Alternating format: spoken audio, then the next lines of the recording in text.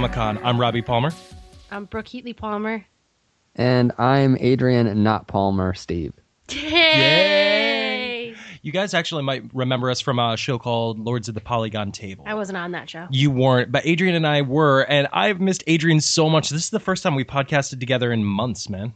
A long time. And to be fair, Brooke had a couple lines on that show every here and there. Yeah, we used to call her Misnomer. I would get annoyed and pop in when they would say stuff that was just wrong. And I'd be like, that's wrong! And I'd pop in, and then I'd leave. And you'd scream from the background. It was hilarious. It's true. I would. I'm very loud. Jennifer Lawrence is a treasure, I believe. Jennifer Lawrence is a treasure. I stand by that.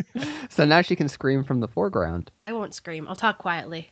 No, you can talk as loud as you want. I'll talk like this is a smooth jazz channel. Smooth jazz. Smooth jazz. Are you going to carry a big stick while you talk quietly? Yes, because I'm Teddy Roosevelt. Right on.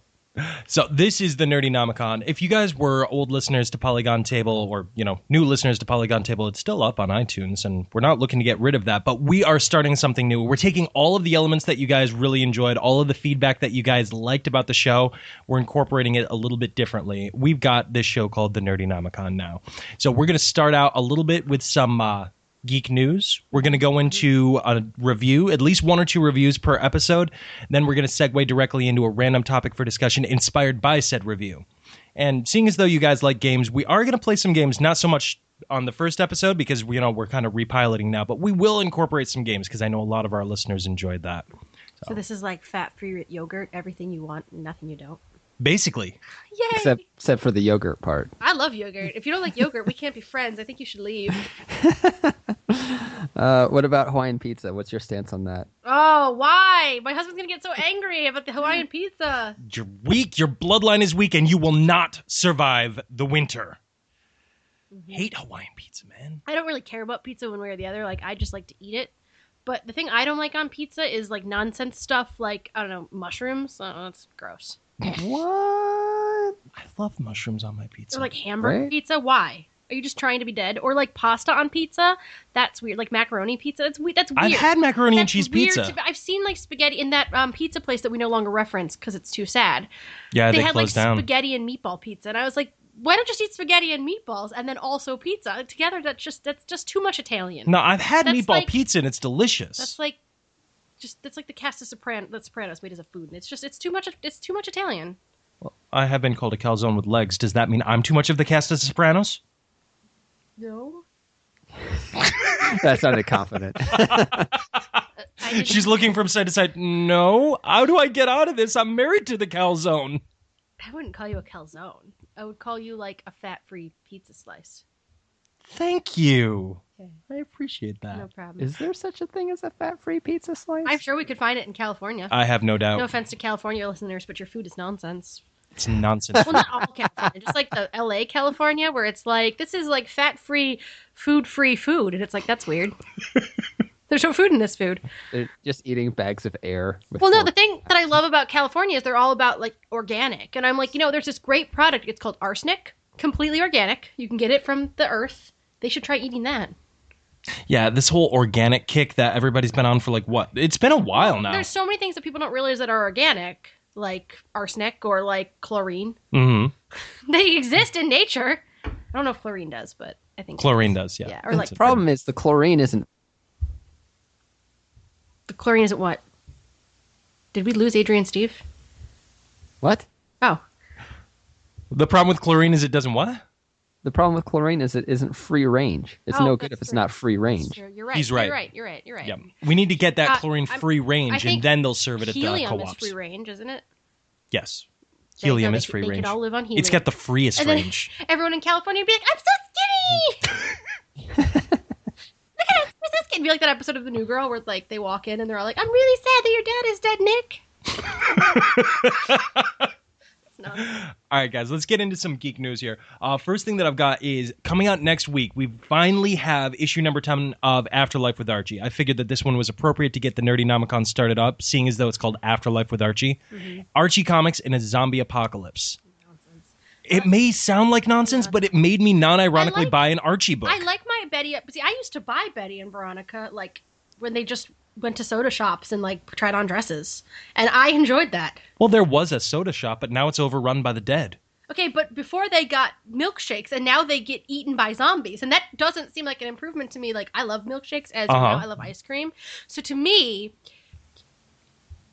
I don't get ice cream, and also I die. So that seems terrible. Yet.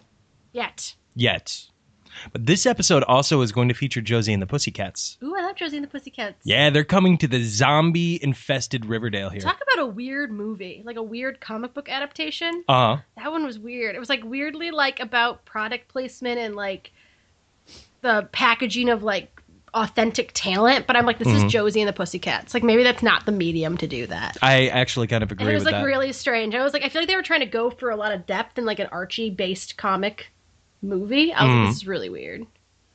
That's my personal thought on it. Fair Although enough. the song was good. I still sing that song in my head. What's up, Pussycat? No, the Whoa, whoa, whoa. no, the song that they had in the movie. I forget what it's called. I forget what it's called too. It's been a long time since I've seen If you listen to that. it, you'll be like, that's actually not a bad song. That was back when Tara Reid was still a thing. Tara Reid is gorgeous in that movie. Apparently, she's a national treasure. Tara Reid is not a national treasure.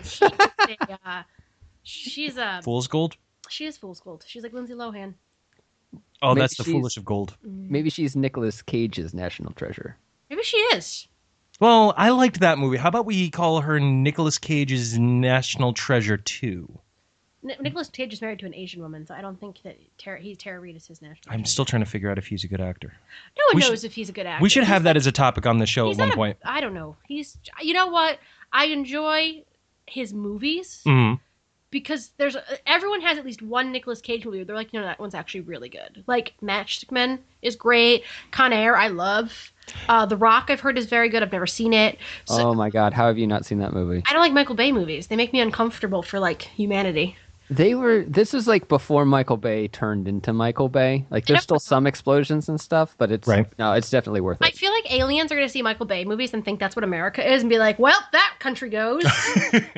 Like, No, we should have Nicolas Cage as a topic on the that one show at goes some first. But no, like Nicolas Cage, man, I also really like. I've heard Leaving Las Vegas is magnificent. I've never It seen is. it. He won the Academy Award for it. In other news, Image Comics is now relocating to Portland, which just makes sense. I can't wait for that episode of Portlandia. Neither can I. Image Comics, for those who aren't big comic fans, Marvel, the company of Marvel, owns everything that everybody that works there creates. Okay, Disney owns DC, it, same thing. Yeah, essentially Disney owns it when it comes to Marvel now. Image Comics was founded on the principle of creator-owned IP. And the fact that they're moving to Portland is just... It just works, considering Portland is a city of hipsters.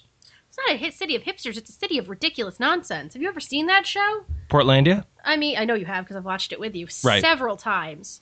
Those people are treasures. But no, it's like just the thing is they said like that stuff is real. Like they make big jokes about it and they go around and make it bigger than it is. But those Right. places that they go and those people that they meet are all real. Like people really do have adult hide and seek leagues and like go to Voodoo Donuts and stuff. And it's so nonsense. I don't know about you guys, but I would totally sign up for an adult hide-and-seek league. No, your life is like a house but not. That's what she says to him when they're doing that. He's like, well, it's kind of like a house but not. That kind of describes your life right now. Adrian, you'd sign up for an adult hide-and-seek league, wouldn't you? Maybe if I had any. Is it something that is played 24/7? So like you have to hide all the time, or is No. it during designated times? Designated hiding and seeking times. I mean, you got to live your life. It's like 12 to 4 on a Sunday, Yeah. something like that. Oh, but if I had that kind of time, I'd probably try to do hockey again. Hockey is great. See, that's better. What about hide-and-seek hockey? That's just how you can't. You have one skating rink unless you're all hiding behind the Zamboni. Where the hell are you all going to hide? She has a point. The penalty there's box? Circles. There's circles, Robbie. And you know how hard it is to run in hockey skates? It's hard. Yeah, I have tried. And that just seems dangerous. I mean, we're not Russians. We don't like do somersaults on the ice while training for the Olympics and throw boulders at each other. Where did you hear about that? I Okay. was just curious. ESPN does 30 for 30 documentaries, and they did the Miracle on Ice from the Russians' point of view. I saw that. Was it called Red So- Army? No, it's called Of Mice and Men, I think, or Of Mice and something like that. But it was from the it was the Miracle on Ice showed from the Russians' point of view, and it was really sad. Like, you suddenly feel like, wow, I feel like they trained way harder than we did. They were way more serious than us. They were throwing boulders at each other. They were running up and down stairs, and they would be in the middle of practice. They'd have to stop if the guy like blew his whistle and do somersaults on the ice in their skates, which is crazy. Yeah. No, it's funny that you brought that up because Robbie, you didn't know this, but that was my secret thing I was going to do a review on at one point. There's another movie that's very much like that. It's called Red Army, and it's really, really interesting. It's really good.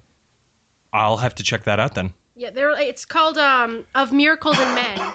It's the 30 for 30 of Miracles and Men, and it's really, really interesting because we as Americans have only ever seen the Miracle on Ice from the American point of view, and it was like this big point of pride. Right. But you completely forget, like, they went back to Russia and were basically scorned because it was still communist Russia at that point. But they were like, they lost their jobs, people hated them. It was like really sad because they were supposed to win. Like, that was it. They were supposed to be the gold medalists, and we kicked their butts. And they showed clips of the Miracle on Ice, and it's still so fantastic. It's like, oh, go America! I've watched that. I watched the Miracle on Ice, like the actual game, 3 separate times on YouTube, it's so and good. it still brings me to tears at the end of the game. And then when they do like the number 1, and they have the flag wrapped around themselves, it's like, yeah, screw you, communists. It's true. No offense to any of our communist listeners, if you're out there.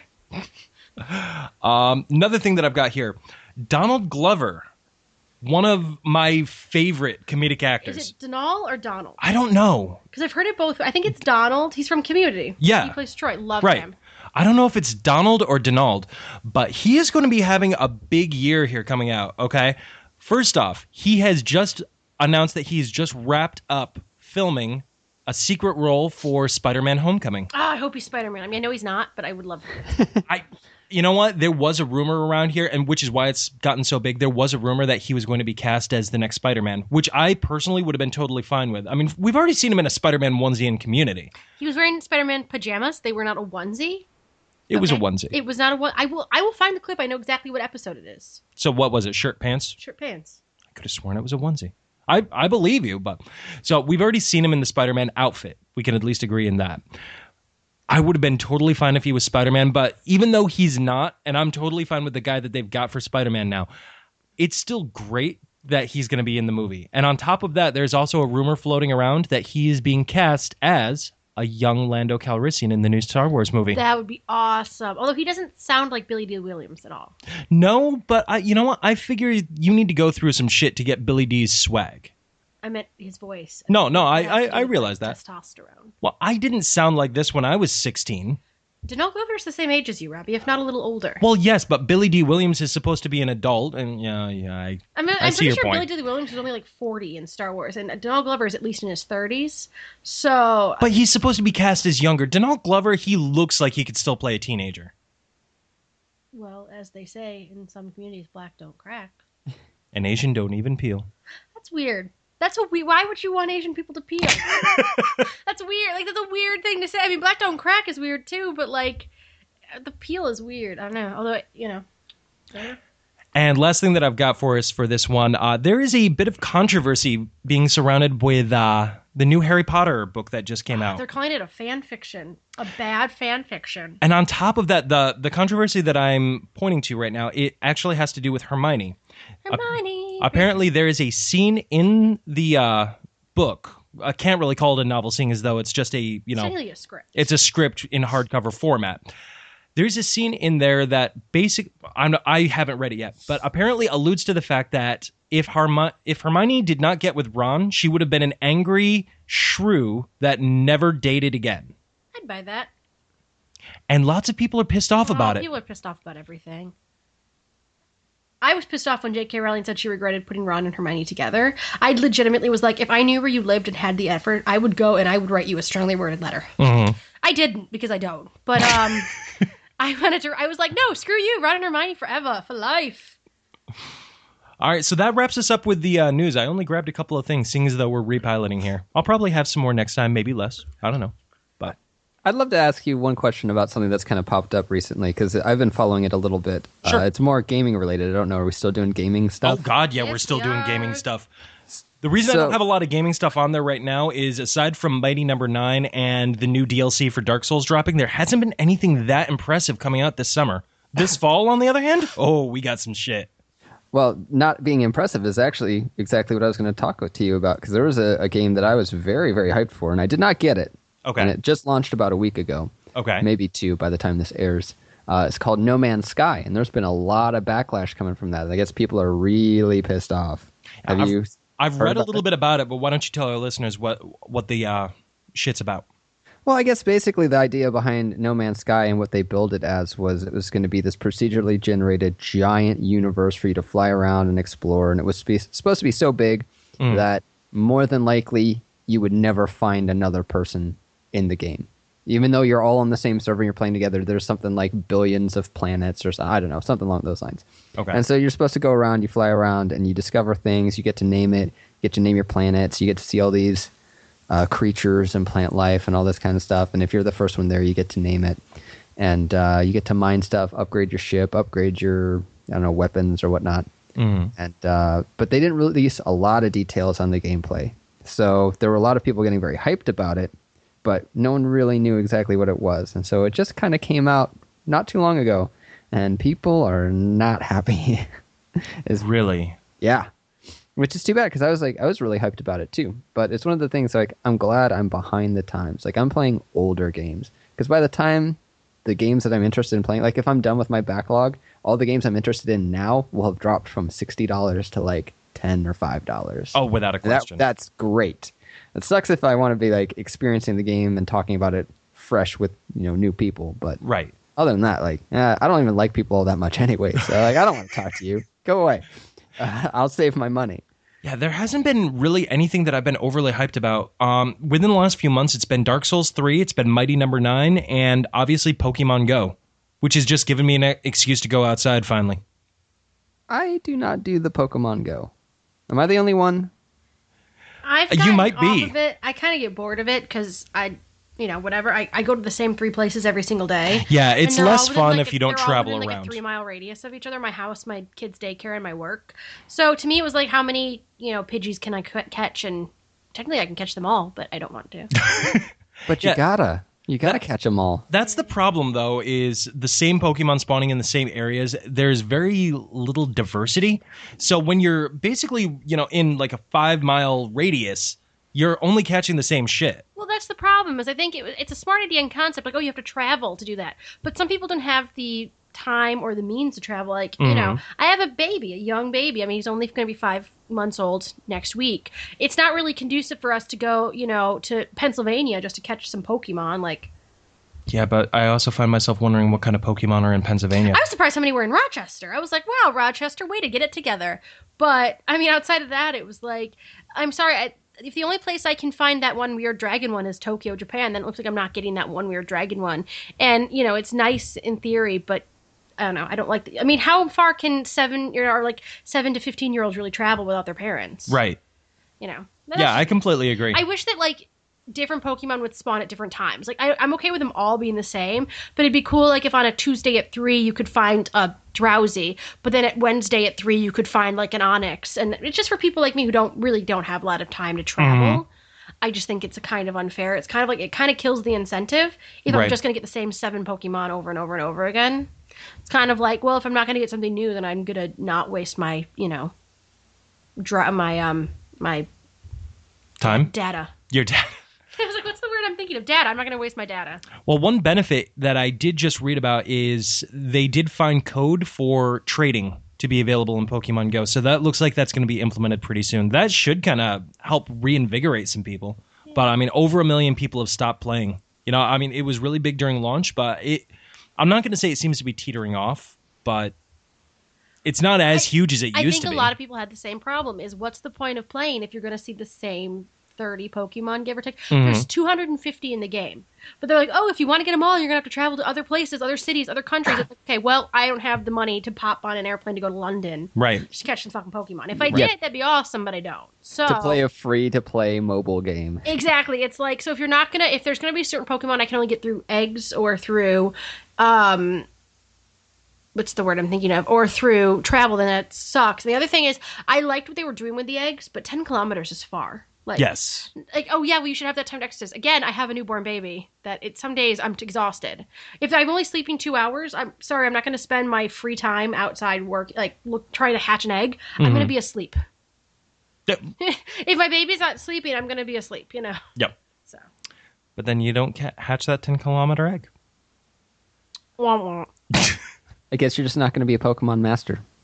Well, I mean, that would be sad if it was actually something that like I could parlay on my like resume, like Pokemon Master. Who's to say you can't? I would honestly, totally put that on my resume. To be completely honest with you, with the job I have now, David, my boss, probably would have laughed his ass off, but and I probably would have gotten the job anyways. But for most companies, they're probably like, "This is stupid. Why is this on here? You are a nonsense human. Get out of our office." You know what I think I'm going to do? I'm going to wait till I catch 100 different Pokemon, and I'm going to put that on my resume, and I'm going to apply to a bunch of jobs just to see who Seth brings me in for an interview. I just want to see. At this point, I'm curious. Does Pokemon Master count? Maybe. I don't know. I'm questioning now if I should put on my resume, thinks Hawaiian pizza is an abomination, and just to see what happens. I think if you can find something that just like is divisive, separates you from the rest of the herd? Yeah, people are like, this guy hates Hawaiian pizza. I feel about the same way on that. Let's bring him in for an interview. You know what, though? I like that. You joke about that, but I put on my resume that I did like community theater. And you'd be surprised how many people are like, "Oh yeah, I brought you in because of that, because my cousin does that, or my aunt does that, or my friend does that, or do you know this person?" I always know them. I'm like, "Oh yeah, I know that person." So you'd be surprised how many people have been like, "Oh, that's awesome." And so I've put like a random thing on my resume like that. But you know what? Once they implement the trading on Pokemon, I think it might be a good idea to put that on there. You'd be brought in just to have the bosses be like, "Hey, do you have like an Onix that you could trade? Give me the job first, fucker." Speaking of Pokemon Go, Target has painted some of their the big red balls they have outside of their stores. Some of them look like Pokeballs, and I just think that's funny. That is absolutely awesome. Way to jump on it, Target. Yay, Target! Jump on it. Jump on it. Jump on it. All right, well, I would say that wraps up the news section. Adrian, what do you have for us for a review today? So this one was going to be a secret, but then you guessed it in one guess over text, so I hate you now. To be fair, your clue was, I'm going to give you a clue. It's a Netflix original series. There's lots of Netflix original series. Yeah, but why would you guys... Daredevil, could have been Jessica Jones. I haven't watched that one yet. It could have been, it could have been a number of things. So I didn't think I was giving it away as badly as I did. So what is it then? But apparently, I gave it away like your prom date. Robbie's prom date did not give it away. He had 17 of them, and none of them got him laid. Thanks. That's. I love you so much. I don't even know how to go forward now. So yeah, it was something that I've been hearing a lot about online, and that people were raving about it. I don't know how late to the party I am on this one. But I feel like it came out. The hype is still everywhere about this. I feel like it came out really recently. So it did. If you haven't seen it yet and you have Netflix and it sounds interesting, I'd say jump on it. I go on BuzzFeed every single day, and there's like 4 articles just on Stranger Things right now. Like I'm reading one right now about Aaron Paul from Breaking Bad fame, who's a big fan. So you're right on target. So yeah, so we're going to be talking a little bit about Stranger Things, and I have to say I absolutely loved it. It was phenomenal. I thought it perfectly captured that older kind of 80s horror mystery feel, but they also coupled it really, really well with the like coming of age of like group of kids solving problems, and then they had like the big government thing going on. Like there were a lot of just like tropes, but they nailed each and every one of them. Absolutely. And that's what it felt like to me. It was almost like an homage series to, harken back to all those tropes. It felt like Stephen King mixed with Steven Spielberg. I mean, even as far as the font for, the name Stranger Things, it just felt like the font that Stephen King, as a matter of fact, it was the font that Stephen King would use on like Misery or Cujo or something like that. It just felt like it. It just felt good. Yeah, and then on top of that, it's funny that you say Steven Spielberg, because there were moments where I just had this like real E.T. vibe going on in the background. And I was like, I really like this. They did a great job blending all these different things together. I don't know. To really get into this, do you think we should put some spoiler tags up here? Spoilers. Potentially. Yeah. Say spoilers now. I'm going to try really hard not to spoil anything, but just saying like, it's very entertaining. As soon as if you you're said into that any of that ET stuff. thing, I just had to talk about, what was it, the finale of it or the episode before the finale? Spoilers here if you haven't seen Stranger Things. But when they're all escaping the government guys on their bikes and 11 flips the car, and I'm like, holy shit, that looks like the ET jump.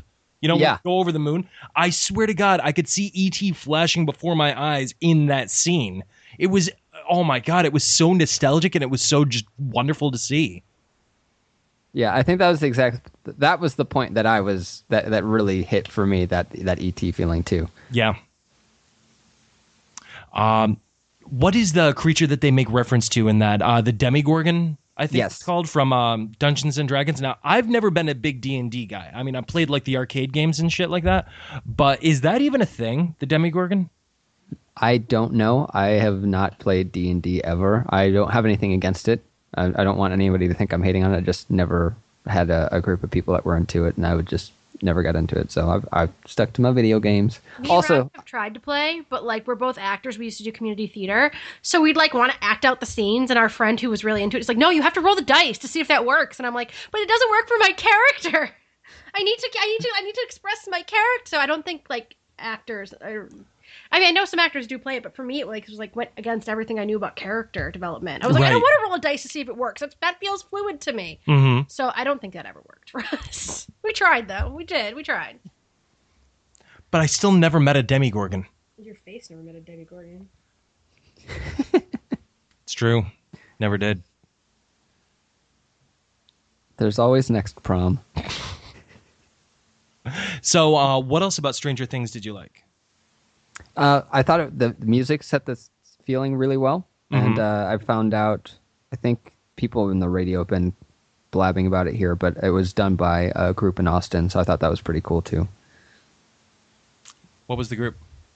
That is a fantastic question. I don't know off the top of my head. I don't think they'd done anything before, so I think this was their big breakout. Like, I don't want to say hit because it's not like they released an album, but let me see. I'll look it up.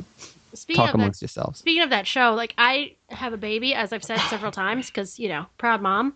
But Max wasn't sleeping during this time, so I've watched episodes, but I like have no idea what happened. So I was like, I don't think I like this show, so I probably have to rewatch it.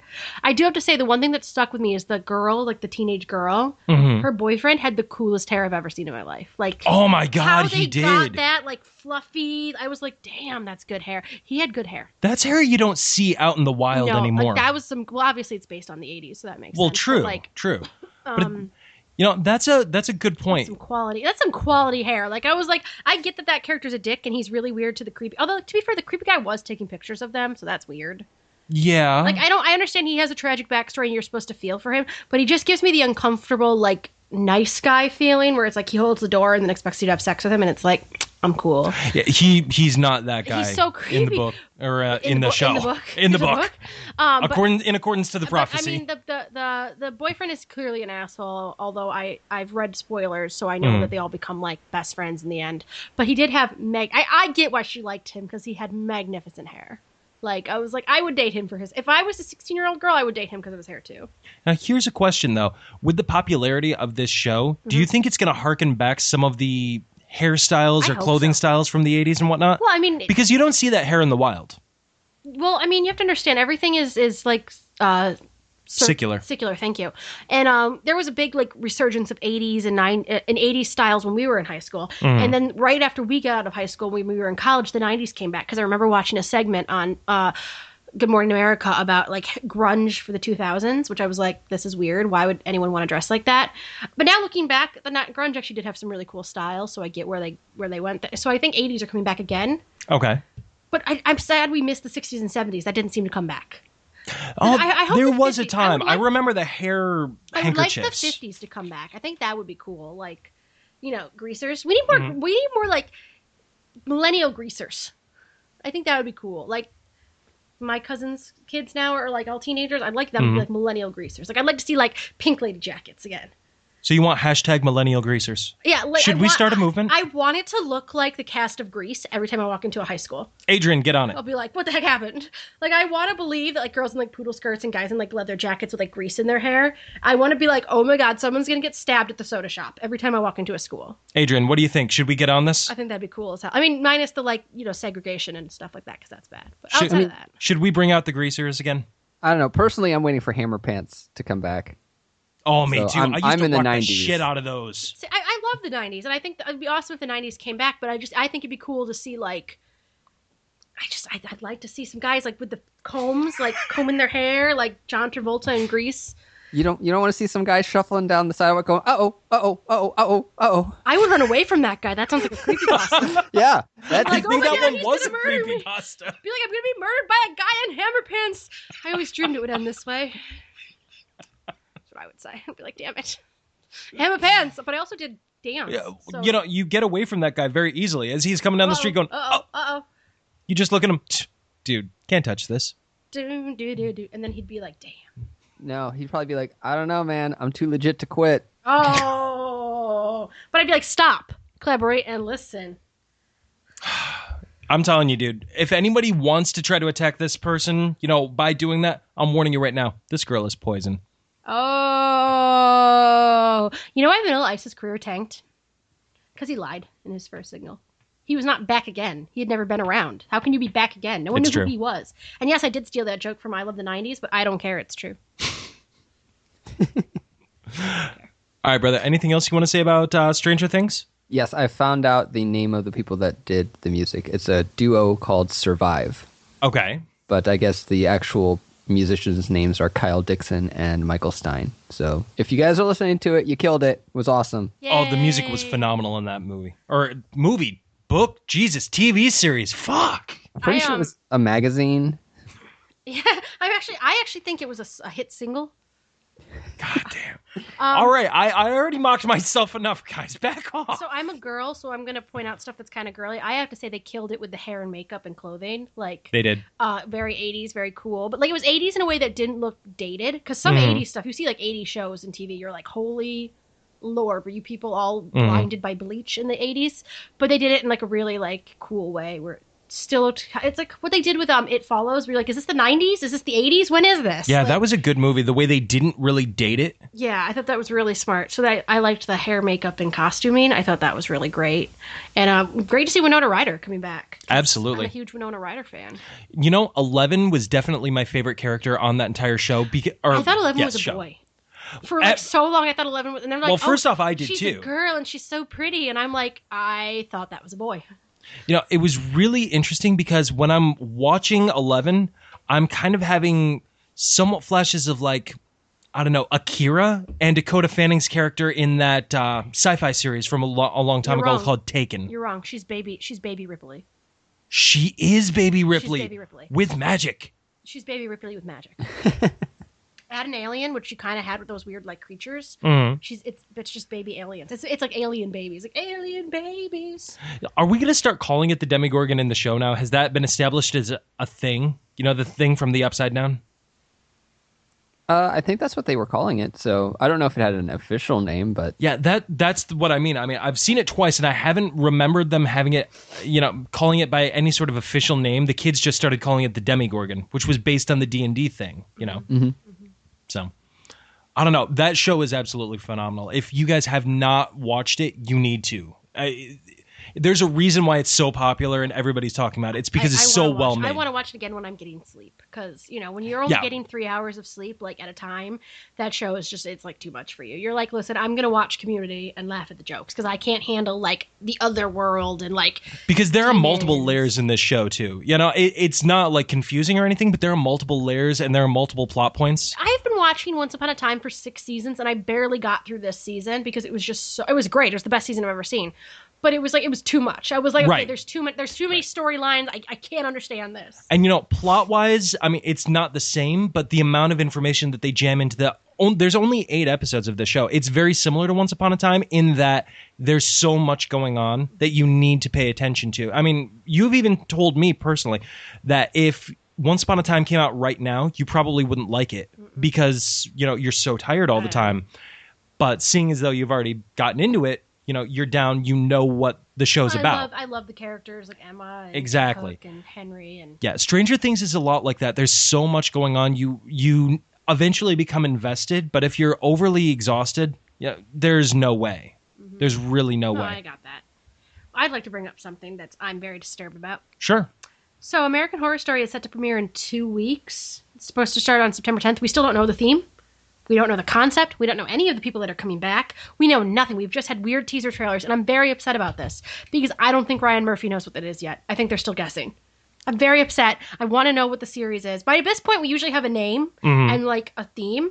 I don't think we have a name. Have you seen a name? I've not seen a name. I've seen kids in classrooms. I've seen a hand grabbing a knife. They've literally said that only one of those is the theme. The new season starts in 2 weeks. It starts on the 14th of September, and they still haven't released what it is. So I don't know. The thing is, though, is like I want to know because I always get so excited, and then like halfway through, I get unexcited again because by halfway through, it was a simple tale about like witches or vampires has become a story about witches who hang out with ghosts who are friends with aliens who are friends with zombies who there's some serial killers in there as well, and there's one always very very very flamboyant character. So the problem I have with that show is it should be way better than it is. I still watch it. It's like this weird I still watch it because I'm like obsessed with it, but I'm obsessed with it in the way you like hate watch something. Yeah.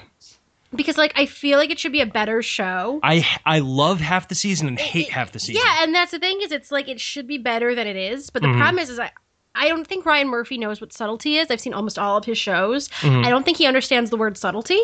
So he just throws everything at you and then he's like, okay, let's see what works. And it's like, dude, if you would like cut back and like only do like one thing, maybe one or two things, show would be perfect. And I think that's why the first season worked so well is they were stuck in the house. There was only so much they could do in the house. So the story, literally, spoilers for a show that's 5 years old, half the cast was dead. So they literally couldn't leave the house. Yeah. So it was a lot easier to keep it in the house. And same with the insane asylum, although that one went nuts. Is they were still in it went the nuts, insane but asylum. it was still good. It's when they were traveling, when they go outside, Ryan Murphy is like, haha, let's see what's outside. The thing about Ryan Murphy, in my opinion, his best, most solid show was Popular. From way back in the early 90s, or late 90s, early 2000s, because I like everything he does. I really like American Horror Story. I really like Scream Queens. I really like Popular. The problem is, at the halfway point of the season, it's almost like he forgets how to make stuff and he just tries to shoehorn shit in there. I think Ryan Murphy has the same problem that I do as a writer, is he starts to believe his own hype. And so then he feels like he has to appeal to everybody. Like that's what happened with Glee. Is when it first started, it was about Mr. Shoe, and it was like a good show. Mr. Shoe Stern, it was a good show. Right. All the other characters were like crazy, like colorful characters, but they were not the focus. So I remember the first season with like Mr. Shoe and like his wife who was like trying to steal Quinn's baby. Right. And it was like a really simple story. And then all the other characters got huge, so it became a show of like 47,000 people. And you're like, I'm sorry, I don't care enough about Rachel to like watch 6 episodes about her. Yeah. Like, I don't care enough about Puck to watch it. Although he's a child molester. He's in prison. He's going to prison. Really? Yeah, crazy. Not important. That's kind of important. A little bit. Well, not to this. To the victims, I would say it's very important. Not this narrative. Or he might not be a child molester. He might have just owned and like created child porn or something like that. I'm not sure. Much better. I'm not sure. Yeah. Something to do with child porn. He's going to prison. Anyways, it's not important. I'm just saying it was like... She's saying this as a mother, too. That's the crazy thing. It's not important to my point. Ryan Murphy didn't know. It was a chill. It's disturbing, but I got to move on. It was like Brittany was funny as like a background character. Yeah, but she would have her like stupid lines about like gay dolphins. It was like, oh my god, that's brilliant. But when she becomes a central character, like her story with Santana, which was great because I liked Santana. It was like, okay, I don't need this much Brittany. It's like there's a reason that like. We didn't need that much Britney Spears. We don't need that much Britney S. There's a reason Pierce. that, like, and I don't mean to bring up Seinfeld because, I'm really aging myself because I don't think children know what Seinfeld is. Hell, there are children that don't remember, there are people that are teenagers now that don't remember Heath Ledger's Joker. So they think Jared Leto's Joker is the best. And I'm like, you people are nonsense humans. This generation is doomed. Stop Instagramming stuff and watch good movies. But, I'm old. But... There's a reason that, like, Kramer was not the main character of, like, Seinfeld. Right. So, like, that's the thing is, like, you keep the Kramers back. And I think they made it an entire show of, like, the characters you don't want to see. Right. And they got rid of No, the I only agree. character that you wanted to follow, which was Mr. Schuster. Mm-hmm. And that's the thing that Ryan Murphy does is I feel like he gets too involved with himself. Like, Mm-hmm. oh, I wrote this brilliant character, so you want to see it all the time. It's like, I really don't. No, Really I want to don't. see the character. I want to know the character. I don't want all the character. I don't Also, want the character all over my face, neck, and chest. I commend Lady Gaga for trying, but the fact that she got the Golden Globe for that is I'm like, okay, somebody got paid off. It's interesting that you mentioned, because I was hearing just the description of how this show seems to go, and I was sitting there thinking like, man, that reminds me of a show that we were watching.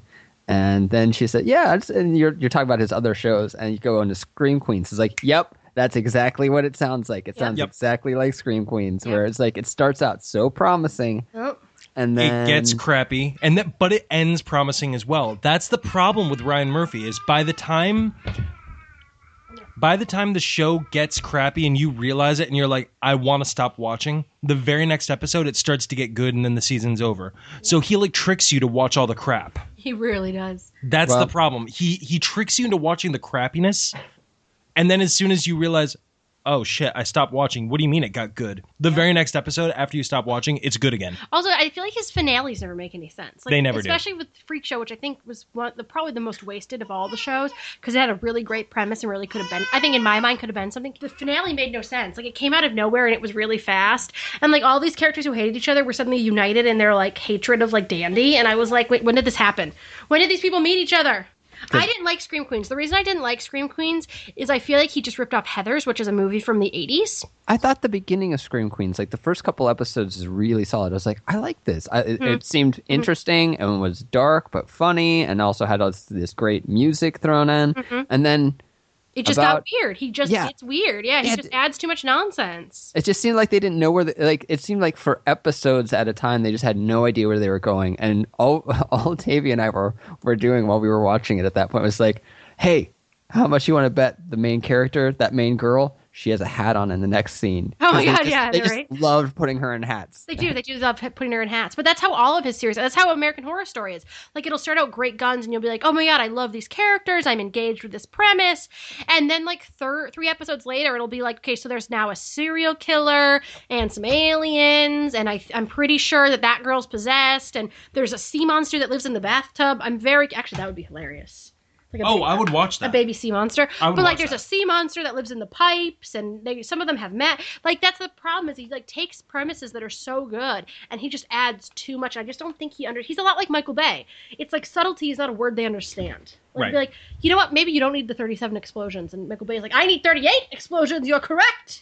So it's like not where I was going with that. So I feel like with Ryan Murphy, you'd be like, Ryan, It's like Hollywood as a whole. You're taking the wrong lesson. Yeah, Deadpool was a great R-rated superhero movie.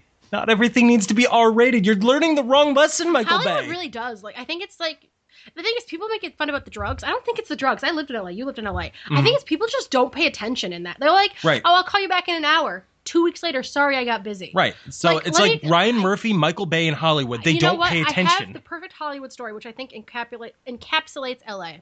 When we lived in LA, I worked at a tennis center that gave lessons.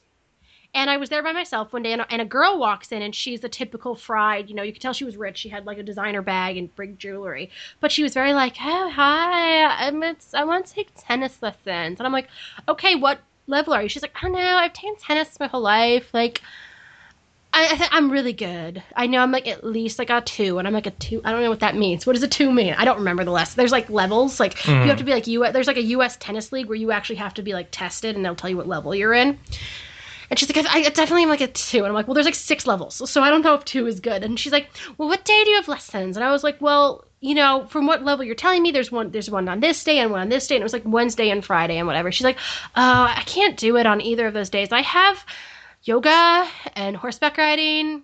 I have a lot going on, so I don't know if I'm gonna be able to make this work. And I'm just like, so that kind of became my joke about LA, is I have a lot going on because I have yoga and horseback riding. So if that's what you think is a lot going on, and keep in mind, this is like 2:00 in the afternoon on a Tuesday. So clearly she didn't have a lot going on. Because she was able to come to a random tennis center to inquire about lessons. And that's what I think LA is. I think it's a lot of people who are like, I can only listen to half of your pitch because I have a yoga session I need to get to, and that's very important for me. So that's what I think keeps happening to like Hollywood, is I feel like it's a lot. There's a reason like British TV is like 3 episodes and then the series is done. It's because they know how to get shit done. But in Hollywood, they're all like, yeah, I have a meeting with my holistic food psychic. I can't meet with you about this movie. See, the thing, Hollywood, Michael Bay, and then ultimately, to get back on point, Ryan Murphy, it's like they listen to half of the sentence. It's like, you say the sentence, you put so much in there, so many different things, you need to stop doing that. And all they hear is, you put so much in there. And he's like, I'll do more of that. No. We didn't want that. We want the opposite of that. Make a more coherent story, dude. Exactly. Like, it's a hit. Oh my God, Deadpool's a hit. What's Deadpool? It's the rated R one. Okay, more rated R superhero movies. No, that's not. Let me finish. I feel like it's a Key and Peele skit. Nope, let me finish. Yeah. So, Adrian, you've got a topic that's been kind of inspired by Stranger Things. What do you got for us, man? Well, to be fair, it was kind of your topic. I mean, you came up with it. I just liked it a lot. Fair enough. But take us there, brother. So, one of the primary themes in Stranger Things is how the kids band together to, try to accomplish this goal because the parents aren't listening to them or whatever. So they go on this adventure, and it's an 80s movie trope that they kind of brought back for Stranger Things. So we were going to talk about what is your best childhood adventure. So I'm going to tap out. Enjoy talking, guys. I'm gonna make comments because I'm obnoxious, but I don't have a story. All right. Make one up. You should. So this one time I found an alien, and the government tried to steal my alien, but me and my brother and my little sister, That's derivative, you piece of shit! Damn it. Okay. My uncle killed my dad, and I ran away and hung out with some people, and then I had to become king of Pride Rock again. Oh no, that wasn't me. I had to save a beast before his 21st birthday. No. Damn it. Oh, those are Disney movies. I flew away with a guy who's like, come with me and you'll never age. That just seems like a scary Lifetime movie now that I'm thinking about it. So I'm going to tap out again. It does. All right. Adrian, do you have a childhood adventure story already lined up for us? Okay. So I actually have 2. One's less of an adventure, but it's just something that I did a lot as a kid. So I don't know I don't know how things were where you grew up and when you grew up. I think we're around the same age. They were backwards and nonsense-like. Probably. Did you get bussed around everywhere, or did you walk and bike to school? You didn't. No, I got bussed around everywhere because I lived out in the middle of nowhere, which that statement informs my story. He grew up in a town called Weston, which is one street, and he grew up on Palmer Lane, and his last name is Palmer. Avenue. Right. And I just want to segue. I'm totally going to steal some of your time. For anyone who ever makes it to Weston, there's a little store called Steely Dan's. Ray Dan's. And it's a place where you can buy off-brand Pringles and boat parts. I'm not kidding. She's not joking you about walk that in part. and it's like it looks like a place where you're going to be murdered in a Stephen King movie. If you've ever seen Cabin in the Woods, it's like the place where they go and get gas. The movie Cabin in the Woods. It's like the place where they go and get gas. Although I'm sure Steely Dan is very nice. I've never. Ray Dan. And isn't he also like the postmaster? Yes. Okay, he also grew up in a town where like the postmaster, the place where you get the birth certificates, and the Verizon store are all the same place. I don't know how that works. All run by the judge. They're all run by the judge. So that's where Robbie grew up in like Twin Peaks. So is the postmaster also your general in that town? Probably. Yes.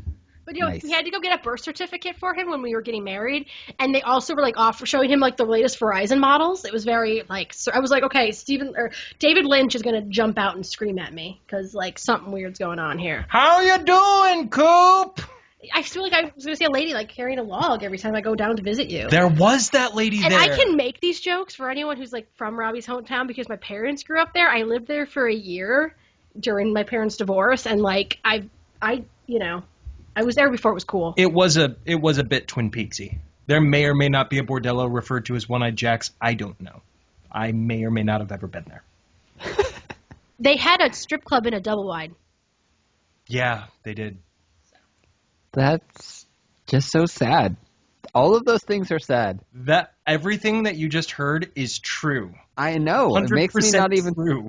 I don't even want to talk about like adventures now. I want to raise money for relief for the city. The Dundee Relief Fund. It's okay. Watkins Glen has become like a hipster place to be because there's all the wineries. So they're going to get theirs.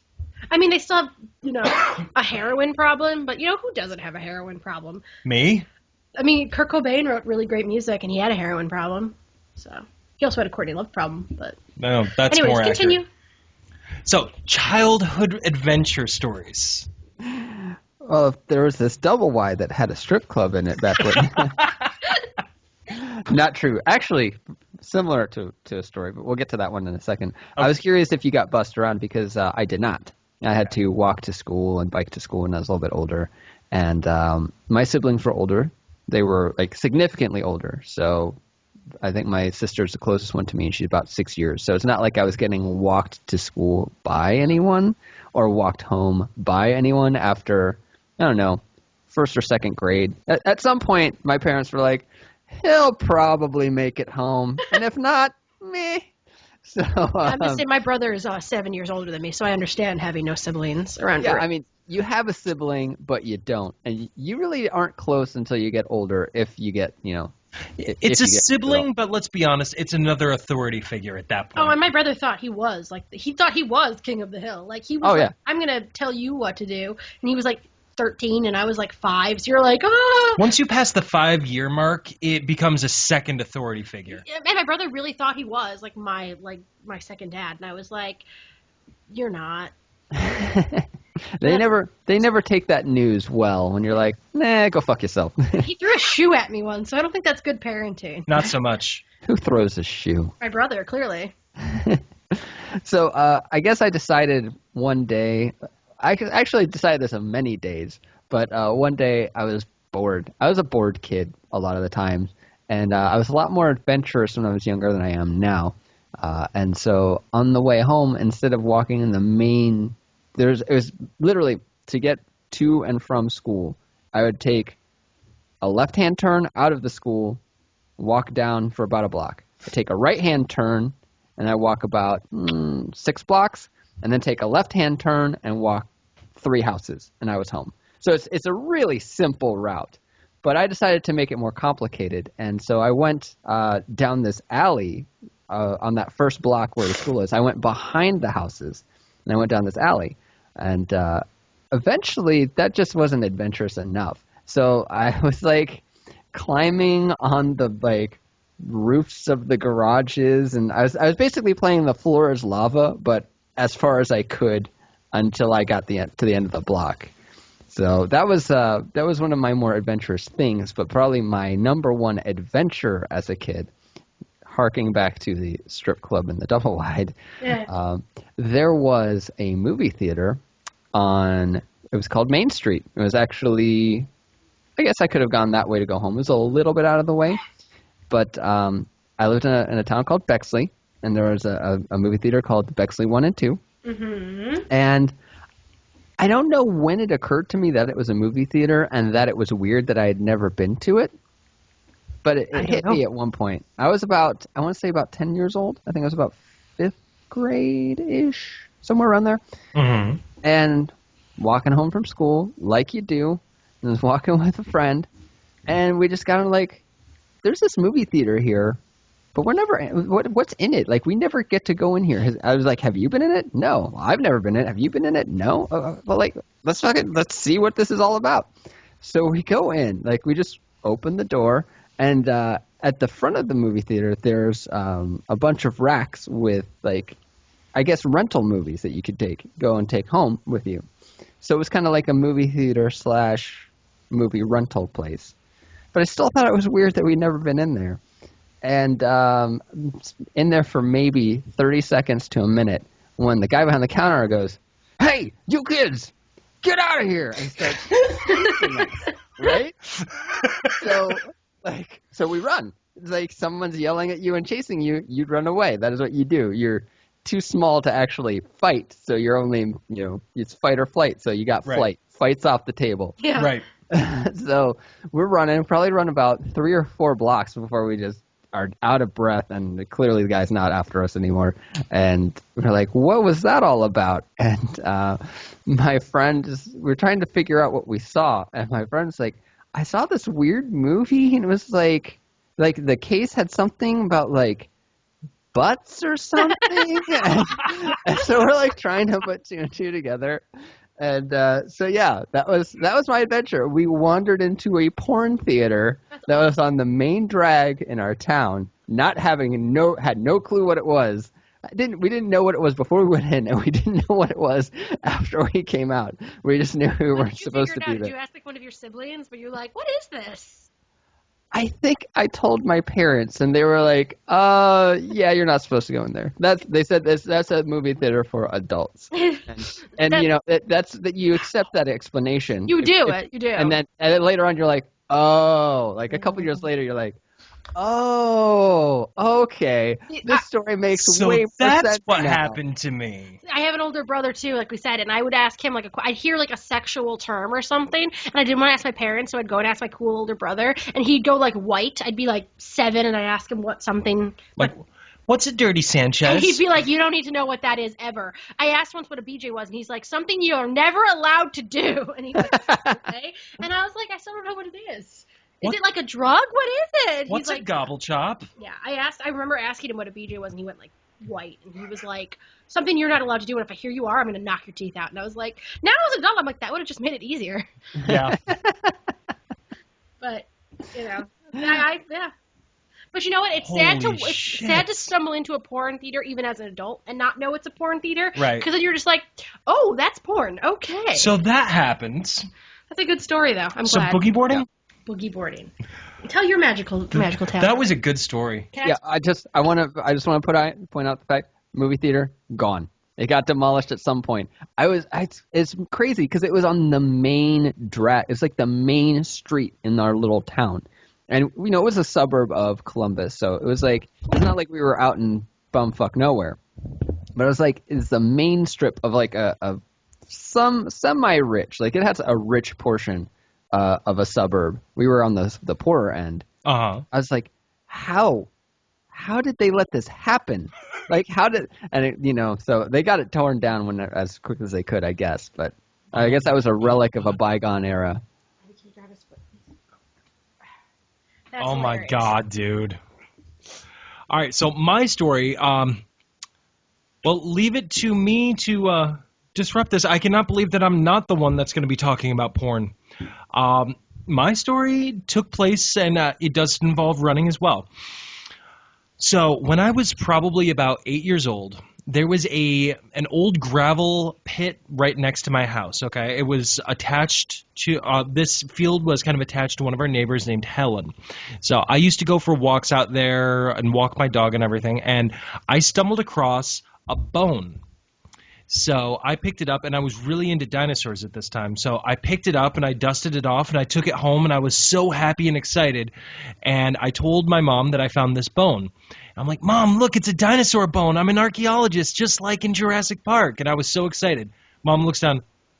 Yeah, you are, honey. And the next weekend, she takes me to this museum and talks with one of the scientists there that she was friends with. His name was Eric. And don't ask me why I remember his name. And he explains, yeah, this isn't a dinosaur bone. This is a calf bone. I'm like, oh, really? I thought it was a dinosaur. I was thinking maybe it was a triceratops or, a T-Rex or something. No, this is from a cow, buddy. So I'm all sad and crestfallen, and we go home. But I was not convinced. He was trying to cover up what it was because he was the one that wanted to discover the dinosaur there. He didn't want me to find it. So myself and a bunch of my friends, as a matter of fact, 2 of which you can also hear on our other show, Couldn't Be Models. Hobart and Dickey were involved with this as well. This whole story is just a plug for his other podcast, so just throwing that out there. No, it's not just a plug, but I figured, it was organic. Why not plug the show? 2 birds with 1 stone? Exactly. Okay. So those guys, myself, and a couple of our other friends, we all show up, and I explain to them that I found this bone, and I'm convinced it's a dinosaur bone. And we need to go back into the field. We need to go into the gravel pit and find the rest of the bones so that we can prove that it was a dinosaur. And then we're going to be famous for discovering this dinosaur. But it could be dangerous, guys. So we went through my room, and we assembled all of our weaponry to protect ourselves. We had the He-Man sword that lit up and had the bell in it. So every time you swung and it went ding. We took the gun from the Nintendo. You remember those old Nintendo guns where you play Duck Hunt?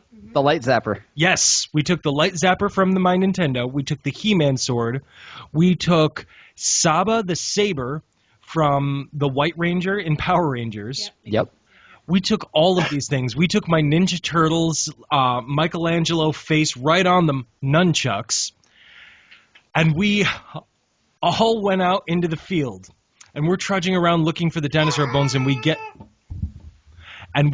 to the gravel pit, and all of a sudden we see this truck coming, dust flying behind it, and we know that they're there to stop us. And then all of a sudden they screech to a halt, and this man gets out, just looks over at us.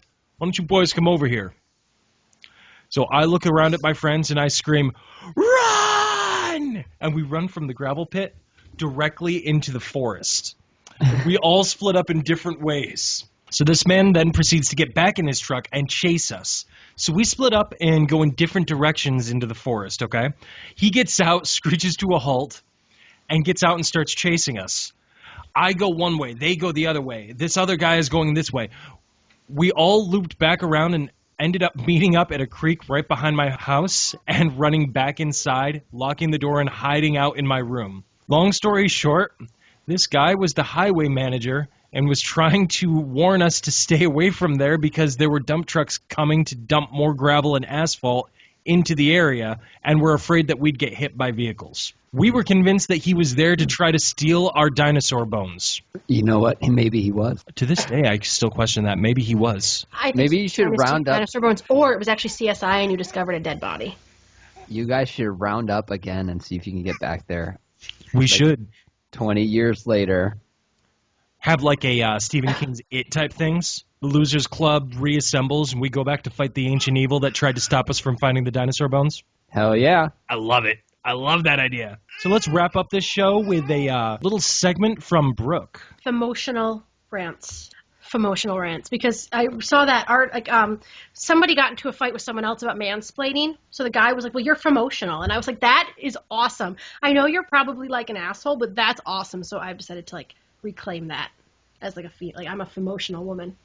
All right. Yeah. I like that. And what's your rant going to be about today? Fan police, like the people who say you can't be a fan if you don't hit X, Y, or Z, like the certain criteria. Like you're not a Buffy fan if you can't name all the Slayers in season 8 or season 7. Sorry, season 7, season 8 is the comic book. You're not a real fan. Or if you're you can't name the random extra that's in one scene of Game of Thrones, you're not a real fan. Or in my own nerdy Harry Potterness, you can't name like the 4 house leader, like the 4 house like founders. You're not a real fan. And I mean, we're all guilty of it. I know I've definitely said people who don't read the books are not real Harry Potter fans. But in the end, J.K. Rowling still owns like a mansion. She still owns a castle. Yeah. So, I mean, I don't think she cares. I think the only person who can tell you you're not a fan is the creator. And because they're the original, they're the original fan. I do not consider myself a geek or a nerd because people get really like defensive about those words. And like, if you don't know the back origin story of like the random extra in that one episode of Game of Thrones whose name is actually Bog McBoggerson, and they're a Miller from, you know, the Riverlands who have 3 children. Like, I don't know this shit. I don't care. But there are people that know. Like, they know. Those aren't geeks or nerds. They suck. So that's like, the difference. That's the thing is, like, there are people who are like, you're not a true fan because you didn't know that in that one episode that one soldier that Ned Stark mowed down with his sword they actually named Kyle MacGyver, and he later went. He was named Kyle MacGyver. I'm lying to you. But in a later episode, I want to talk about the Game of Thrones Frisbee League, but not today. But no, like that's the thing is I don't like to call myself a geek because there are people that get like really like defensive about that word or a nerd. And there's also like this weird idea that girls can't be nerds, or if you're doing it to like attract guys, which is like, yes, I enjoy Harry Potter because as an 11-year-old girl, I knew it was going to get me a husband someday. But there are people who believe that. Like there's that one comic book artist who thinks women aren't allowed to like comics, or Alan Moore. They only like comics because they like the attention they get from guys. And I'm like, yes. Yeah, you're talking about Alan Moore. I started reading Saga while I was 8 months pregnant because I knew at the next Comic-Con it would get me all the gentlemen. It would give me all the men. And that's, you know, that's why I started reading. You know, like I started liking video games, not because I had an older brother who played them like crazy, but because I knew as a young child playing Mario. Keep in mind, Mario came out before I was born. That it would get me a husband. It would land me a rock on my finger. So, you know, I'm glad you figured out our motives. Women are not as crafty as we think we are. Well, and even if that were true, it's like, yeah, and what are you going to do about it? Exactly. exactly. It's like, I don't know. If I was I want to be a novelist someday. I mean, I do write novels. I'd like to be a published novelist someday. And if somebody only likes my novel because they think it's going to get them a boyfriend, guess what? That's still like $30 they spent on my book. So I'm like, all right, whatever your motives are, like there are people who buy books to burn them, but you know what? The author still got the money. So I don't know. I just don't see Gene Roddenberry, the creator of Star Trek, being like, women aren't allowed to like this. They're only doing this to get a boyfriend. How dare they? I mean, he's dead, so I don't think he cares. But I'm sure when he was alive, he was like, it's still people watching. It's still money that I get. I don't care. Exactly. I know Joss Whedon has even been like, it's still people watching. Like, I don't care. But I also would get mad at people who like, you're not allowed to be a fan if you haven't been a fan since the beginning. It's like, well, I wasn't born in 1969. So sorry I could have been a fan from the beginning. At this point, I would consider myself a Whovian, but I've only seen like maybe 5 or 6 episodes of classic Who. I've really only watched from Dr. 9 on. I don't know who these fan police are though. Like that, you know, like you have to like hit a certain quotient before you're allowed to be a fan, and if you're not, there's like people who are like, you are not a fan. You are not allowed to like it. It's like, you have fun being an unpaid Whovian police. I'm going to just continue living my life. Yeah. So, I don't know. That's just me. That's why I can't call myself a geek or a nerd, because people get very upset about it. And I'm like, I'm going to go to work now and make money. I don't know. I'm gonna hang out with my young child. You guys can argue amongst yourselves who are true fans or who are not. All right, guys. Thank you for listening to our repilot. This is the Nerdynomicon. Until next week, I've been Robbie. I am occasionally Brooke. And I will continue to be Adrian. Yay! All right, let's close the book for this week, guys. See you next week.